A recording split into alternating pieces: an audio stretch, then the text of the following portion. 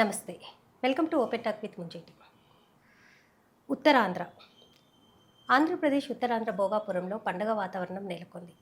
అంగరంగ వైభవంగా భోగాపురం విమానాశ్రయాన్ని ప్రారంభం చేశారు మన ప్రధానమంత్రి మోడీ గారు. సో దీని మీద మాట్లాడేందుకు మనతో పాటు ఉన్నారు కమాండర్ చీఫ్ ఎడిటర్ రామారావు గారు. వారితో మాట్లాడతాం. సార్ నమస్కారం. నమస్తే అండి. సార్, ఆంధ్రప్రదేశ్ ఇప్పుడు గేమ్ చేంజర్గా మారబోతుందా అంటే మీరు ఏం చెప్తారు? అండ్ ఇంకొకటి ఏంటంటే ప్రధానమంత్రి భోగాపురం విమానాశ్రయాన్ని ప్రారంభోత్సవం చేశారు. సో దీన్ని ఎలా చూడాలంటారు? మీ అనాలిసిస్ ఏంటి? నిజమండి.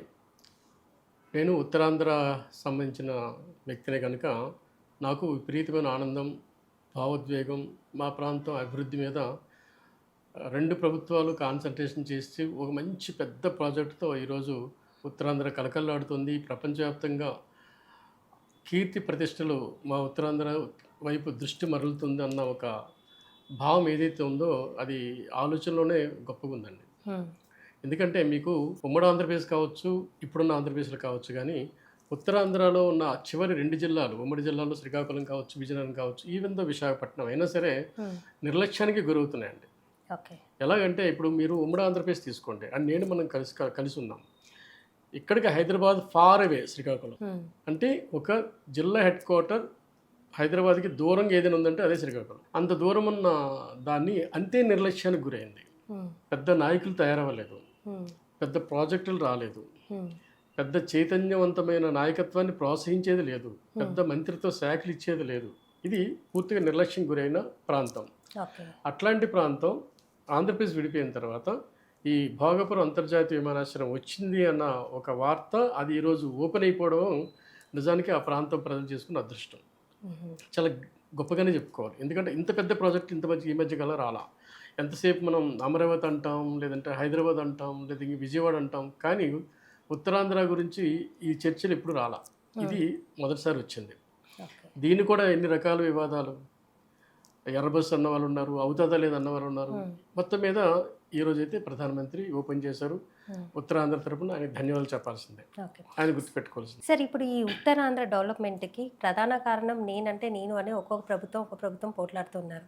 ఎందుకంటే గత ప్రభుత్వం మాజీ ముఖ్యమంత్రి జగన్మోహన్ రెడ్డి గారు, ఇప్పుడు ఉన్న కూటమి ప్రభుత్వం, అంటే ఎవరి హయాంలో డెవలప్మెంట్ అయ్యిందంటే ఏమంటారు? కొన్ని వందల వీడియోలు, రీల్స్ వచ్చాయండి దీని మీద, కానీ ఒక వ్యక్తి పేరు మర్చిపోయారండి.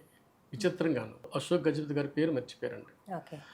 గత గవర్నమెంట్లో, చంద్రబాబు నాయుడు గవర్నమెంట్లో ఆ పని మొత్తం చేసింది అశోక్ గజపతి అండి.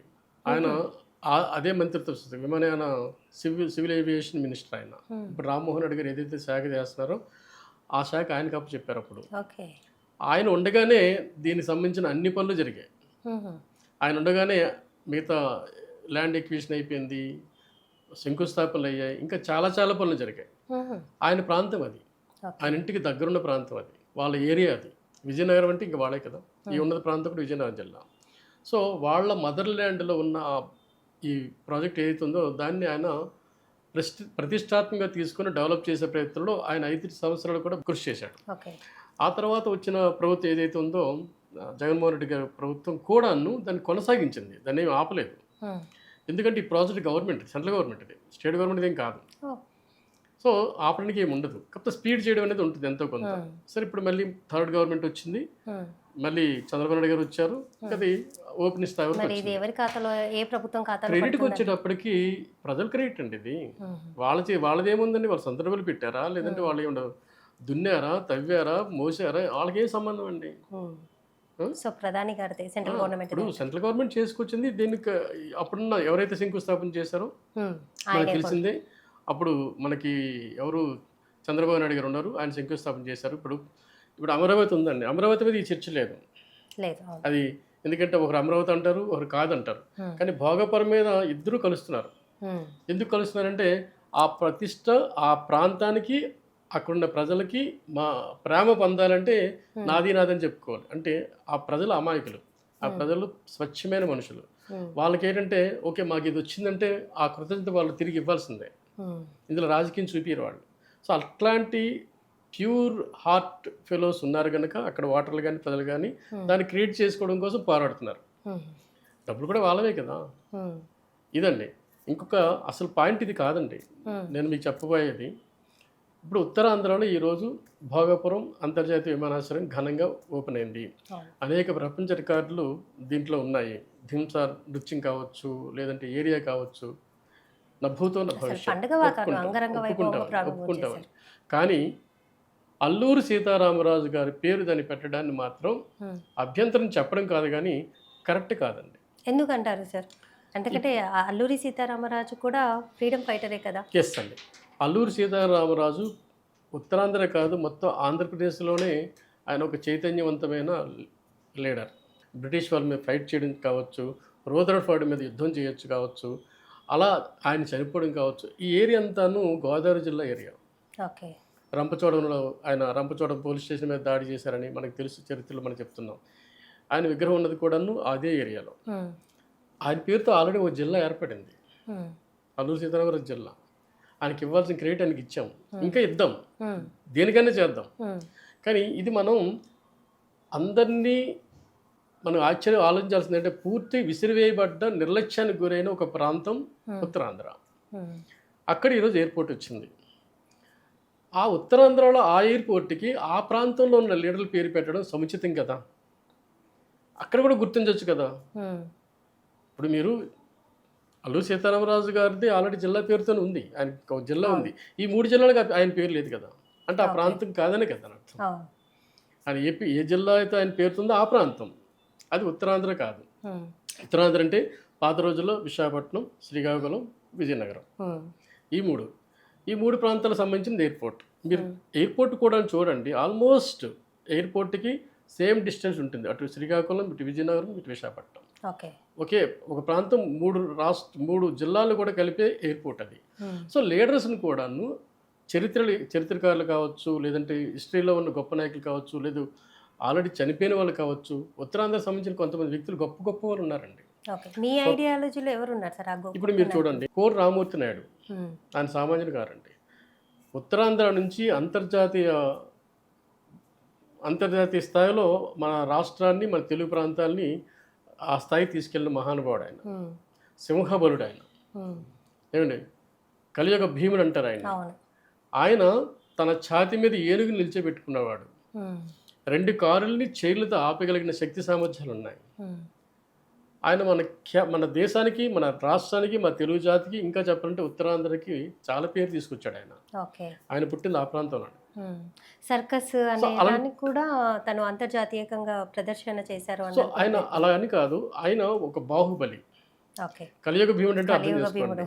మీరు అతన్ని హెర్క్యులస్తో పోలుస్తారు, ఇండియన్ హెర్క్యులస్తో. అలాంటి గొప్ప ఆ ప్రాంతం నుంచి తెలిసిన అతి గొప్ప నాయకుడు ఆయన. ప్లస్ ఎంతో త్యాగధనుడు ఆయన. ఎన్నో కార్యక్రమాలు చేశాడు ఆయన. అలాంటి ఆయన పేరు పెడితే మంచిదే కదా. ఎయిర్పోర్టే కదా ఇది, ఏమండి, ఎయిర్పోర్టే కదా. కోటి రామూర్తి నాయుడు గారు ఎయిర్పోర్ట్ అని పెడితే తప్పేంటండి? గురజాడ అప్పారావు గారు ఉన్నారు, ఆయన అదే నేల మీద ఎయిర్పోర్ట్ ఉంది. ఆయన కలియుగ వైతాళికుడు. ఆయన తెలుగు భాషను ఎక్కడికో తీసుకెళ్లారు. అంతే ఎందుకు, సామాజిక విప్లవం తీసుకొచ్చారు ఆయన. ఎన్నో మూఢనమ్మకాలని వ్యతిరేకించారు ఆయన. కన్యాశుల్కం రాసింది ఆయనే. చాలా కథలు ఉన్నాయి, మామూలు విషయం కాదు కదండి. కన్యాశుల్కం దాని గొప్పతనం ఏంటండి, ఎంత డెవలప్మెంట్ వచ్చింది దాంతో. ఈ రోజు కూడా మహిళలు, అణగారిన మహిళలు ఉన్నారు. ఏమండి, చిన్న బాల్య వివాహం చేసేయడం, అతను ముసలాడే చనిపోతే ఆ స్త్రీ అలాగే ఉండిపోయేది. ఒక బాలిక తన చిన్న వయసులోనే పెళ్ళి ఒక వృద్ధుడు జరుగుతున్నప్పుడు ఆ వృద్ధుడు వెంటనే చనిపోతే ఈ బాలిక మళ్ళీ వివాహం చేసుకునే పరిస్థితి ఉండేది కాదు. తన జీవితం అలా వ్యర్థమైపోయేది. కన్యాశుల్కం అట్లాంటి మూఢనమ్మకాల మీద యుద్ధం చేసింది. ఆయన పేరుంది, ఆయన కూడా గురజాడ అప్పారావు గారు. ఇంతకు మించి తెన్నేటి విశ్వనాథం గారు. తెన్నేటి విశ్వనాథం సామాన్యుడు కాదండి, ఉప్పు సత్యాగ్రహంలో కూడా మామూలు ఆయన కాదండి. తెన్నేటి విశ్వనాథం అంటే ఒక స్వాతంత్ర సమరయోధుడు. ప్లస్ ఆధునిక విశాఖపట్నంలో కూడాను ఆయన భూమికి మామూలు విషయం కాదు. ఆయన పేరు తెలియని వాళ్ళు ఎవరండి? స్టీల్ ప్లాంట్ ఎవరి వల్ల వచ్చిందండి? విశాఖపట్నం అంటేనే ఈరోజు స్టీల్ ప్లాంట్. దాన్ని రక్షించుకోవడం కోసం ప్రతిసారి కూడా తెన్నేటి విశ్వనాథం గారి పేరే అందరూ ఎత్తుతుంటాం. తెన్నేటి విశ్వనాథం ఏ లక్ష్యం కోసం ఫైట్ చేశాడో అదే లక్ష్యం కోసం ఏర్పడిన స్టీల్ ప్లాంట్ని ఈరోజు కూడా కదపలేకపోవడానికి కారణం ప్రైవేటు చేయకుండా ప్రైవేటు జరుగుతుందన్న ఏ చర్చిని కూడా దాన్ని తన్నేటి విశ్వనాథం స్ఫూర్తిని పొందిన ప్రతి నాయకుడు మళ్ళీ రోడ్డు మీదకి వచ్చి దాన్ని ఆపగలుగుతున్నారు. ఓకే. అంతటి తన్నేటి విశ్వనాథం పేరు పెట్టొచ్చు కదా దానికి, అది ఆ ఎయిర్పోర్ట్కి. ఆయనకి ఏ రకంగా అర్హత లేదు. ఏమండి ఇప్పుడు కోటి రామ్మూర్తి నాయుడు కావచ్చు, తెన్నేటి కావచ్చు, గురజాడ అప్పారావు కావచ్చు, వీళ్ళంతా ప్రముఖులే కదా. వాళ్ళ వైపు ఏ పార్టీ కూడా లేదు. ఇప్పుడు ఓకే, ఇప్పుడు కొంతమంది ఉంటారు ఈ పార్టీ ఆపారు, కొంతమంది నాయకుల పేర్లు మనం చెప్పాలనుకున్నప్పుడు ఇప్పుడు విజయనగరం గజపతిరాజులు ఉంటారు, అశోక్ గజపతి గారు వాళ్ళ నాన్నగారు, ఆయన ఎన్నో విద్యా వ్యవస్థల గురించి ఏర్పాటు చేశారు. ఇప్పుడు కూడాను సింహాచలం వాళ్ళ ట్రస్టే. అంతేకాకుండా మానస్ అనే ఒక ట్రస్ట్ ద్వారా అనేక వేల భూముల్ని ప్రభుత్వానికి ఇచ్చారు. ఆయన పేరు పెట్టడం మనం అడగట్లా, ఎందుకంటే దాని ఈ రోజుకి వాళ్ళు ఒక రాజకీయ పార్టీతో అనుసంధానమై ఉన్నారు వాళ్ళు, మనం వాళ్ళని అడగట్లా. కానీ వీళ్ళకి రాజకీయ సంబంధమైన లింకులు లేవు కదా, సో వీళ్ళ పేరు ఎందుకు పెట్టకూడదు. ఇక్కడ మనం అట్లీస్ట్ అల్లూరి సీతారామరాజు గారి పేరు పెట్టారు. ఏమండి వాళ్ళని కాదనడం, వీళ్ళు ఆల్రెడీ పెట్టేశారు. కాదనడం కంటే ఇంకా టెర్మినల్స్ ఉన్నాయి, ఒక పేరు ఉండొచ్చు కదా, ఇంకోటి 2-3 టెర్మినల్స్ ఉంటాయి. అంతర్జాతీయ టెర్మినల్ ఒకటి ఉంటుంది, డొమెస్టిక్ టెర్మినల్ ఒకటి ఉంటుంది. సో పేరుని ఒక పేరు యాడ్ చేస్తే తప్పేమీ లేదు. ఏమండి ఇప్పుడు మీరు శంషాబాద్ తీసుకోండి, శంషాబాద్ రాజీవ్ గాంధీ పేరుతో ఉంది, న్యూఢిల్లీ ఇందిరాగాంధీ పేరుతో ఉంది. అంటే వీళ్ళు సొంత సమరయోధులేమీ కాదే, చాలా మంది ఉన్నారు సార్. సో అలా ఎంతోమంది ఉండే వీళ్ళ పేర్లు ఎందుకు పెట్టగలిగాం. సో నేనేమంటున్నానంటే మా ఉత్తరాంధ్రలో గొప్ప ప్రాజెక్ట్ ఏదైతే అంతర్జాతీయ విమానాశ్రయం వచ్చిందో ఆ ప్రాంతపు నాయకులైన వీళ్ళ పేర్లు పెట్టుంటే సముచితంగా ఉంటుంది అన్నదే వాదన తప్ప, మన రిక్వెస్ట్ తప్ప, మన ఆర్గ్యుమెంట్ తప్ప అల్లూరి సీతారామరాజు ఎందుకు పెట్టారనేది కాదు. కానీ దీని మీద ఎవరైనా అంటే రేస్ చేయడం అనేది ఏమైనా జరిగిందంటారా సార్? అసలు ఆయన పేరు పెట్టడానికి కానీ ఏమైనా సంభాషణ కానీ ఏమైనా ఎక్కడన్నా? ఇప్పుడు ఎలా ఉందంటే వాయిస్ ఎలా ఉంటుందంటే ఒకరి పేరు పెడుతున్నప్పుడు పెట్టేసినప్పుడు అది వద్దంటే అదొక నేరం కింద చూస్తారు, లేదు ఆ శక్తులు వ్యతిరేకిస్తారు మనల్ని, ఆ శక్తులు మన మీద ట్రోల్ చేస్తారు. ఈ భయం కొంత ఉంటుంది కదండి, ఇదేదో ముందే ఉండాల్సింది కదా. అందుకని మనం ఏమంటున్నామంటే అల్లూరి సీతారామరాజు గారి పేరు ఏదైతే ఆల్రెడీ పెట్టారో ఒక టెర్మినల్కైనా అట్లీస్ట్ ఆ స్థానిక లీడర్లు ఎవరైతే ఉన్నారో కోటి రామ్మూర్తి నాయుడు కావచ్చు, తెన్నేటి కావచ్చు, ఇట్లాంటి వాళ్ళు పేరు పెడితే సముచితంగా ఉంటుంది, ఆ ప్రాంతాన్ని కూడా గౌరవించినట్టు ఉంటుంది అన్నది మన ఉద్దేశం. అయితే ఇతను కూడా ఉత్తరాంధ్రకి కొంచెం దూరం అనమాట. రంపచోడవరం అనేది ఇంకో చిన్న విషయం. అల్లూరి సీతారామరాజు గారి పేరుతో ఆల్రెడీ జిల్లా ఉంది కదా, ఆయనకి ఇవ్వాల్సిన సముచిత స్థానం ఇచ్చేసారు, ఇంకా ఇద్దాం, తప్పేమీ లేదు. సో ఇప్పుడు మన ఉద్దేశం ఏంటంటే ఆ ప్రాంతం వాళ్ళని ఈ అంటే ఆయనతో పాటు మిగతా ప్రముఖులు కూడా ఉన్నారు కాబట్టి వాళ్ళని గుర్తించాలి అన్నది మెయిన్ ఉద్దేశం. అంతవరకే మన ఆర్గ్యుమెంట్, మన రిక్వెస్ట్ కూడా. సో ఆ ప్రాంత మనుషులు కూడా గొప్ప వాళ్ళు ఉన్నారు కదా, అది ఇంకొంచెం శోభనిస్తుంది, అది ఇంకొంచెం అందంగా ఉంటుంది, ఇంకొంచెం పవిత్రతగా ఉంటుంది అన్నది ఒకటే ఆ ప్రాంతం వాళ్ళకి ఇచ్చుంటే బాగుండేది అనేది మన ఉద్దేశం. కానీ ఏదైతేనేమి సార్, ఆంధ్రప్రదేశ్ అనేది ఇప్పుడు నిజంగానే గేమ్ చేంజర్గానే మారిపోతుందనే చెప్పుకోవచ్చు మనం. పోర్టు విషయం కానివ్వండి, ఇప్పుడు రైలు రోడ్డు ప్రయాణం కానివ్వండి, ఇప్పుడు ఎయిర్పోర్టు, సో ఇవన్నీ చూస్తే ఆంధ్రప్రదేశ్ ఒక అభివృద్ధి అడుగుల్లో బాటనే వెళ్తున్నట్టు అనుకోండి. చాలా పెద్ద విమానాశ్రయం ఉండేది. మీరు శంషాబాద్ కారణంగా ఇప్పుడు హైదరాబాద్లో ఉన్నది మనం, హైదరాబాద్ చుట్టూ హైదరాబాద్ రంగారెడ్డి అంటాము. శంషాబాద్ అనేది మహబూబ్నగర్ జిల్లా అప్పట్లో, పాలమూరు జిల్లాలు ఉండేది. మరి ఇప్పుడు హైదరాబాద్ వెలిసిపోయింది కదా. అలాగే ఇప్పుడున్న భోగాపురం కూడా విజయనగరం జిల్లాలో ఉంటుంది, వైజాగ్ కాదు. సో విజయనగరం జిల్లాలో ఉన్న భోగాపురం, వైజాగ్ ఈ రెండు కనెక్ట్ అయిపోతాయి.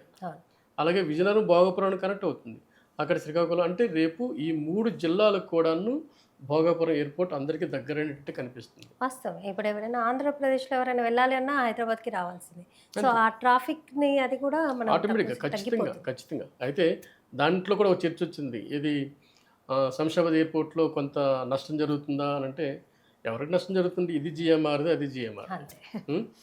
సో నష్టం ఏం లేదండి. మన పాయింట్, మన రిక్వెస్ట్, మన అభ్యర్థన ఏంటంటే ఉత్తరాంధ్ర ప్రజల గురించి మనం మాట్లాడుతున్నాం కనుక, ఉత్తరాంధ్ర అభివృద్ధి గురించి మనం మాట్లాడుతున్నాం కనుక, ఉత్తరాంధ్ర గౌరవం గురించి మాట్లాడుతున్నాం కనుక ఆ ఉత్తరాంధ్ర ప్రజల గౌరవాన్ని పెంచి ఇనుమడింపజేసి ఆ ప్రాంతం వాళ్ళకి ఆ పేరు పెట్టుంటే బాగుంటుందని నా ఉద్దేశం. హంబుల్ రిక్వెస్ట్ అంతే. ఇంకోటి ఈరోజు ఒక న్యూస్ వచ్చింది తెలంగాణలో. ఇక్కడ మనకి సనత్నగర్లో టిమ్స్ హాస్పిటల్ ఉంది, Telangana institute of medical science అని, పాత గవర్నమెంట్ పెట్టింది.